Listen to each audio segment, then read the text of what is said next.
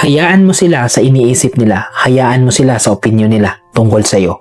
Hindi mo kontrolado kung anong kwento ang ginagawa nila sa utak nila. Hindi mo hawak kung paano kanila ini-interpret. Based sa galit nila, sa insecurity nila, o sa mga bagay na hindi mo naman ginagawa. And honestly, hindi mo kailangan pang ayusin.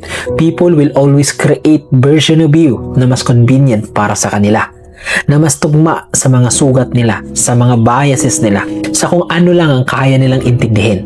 Ang mahalaga, kilala mo ang sarili mo at kilala ka ng mga taong tunay na nandyan para sa'yo.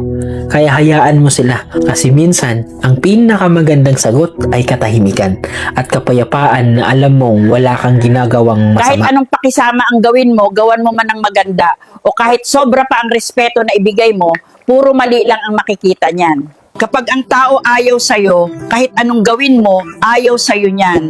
Kaya gawin mo na lang yung alam mong makakabuti. Hoy, ikaw! Kaya ginawa ng Diyos na dalawa ang tenga natin ay para parehong side ang pakinggan mo.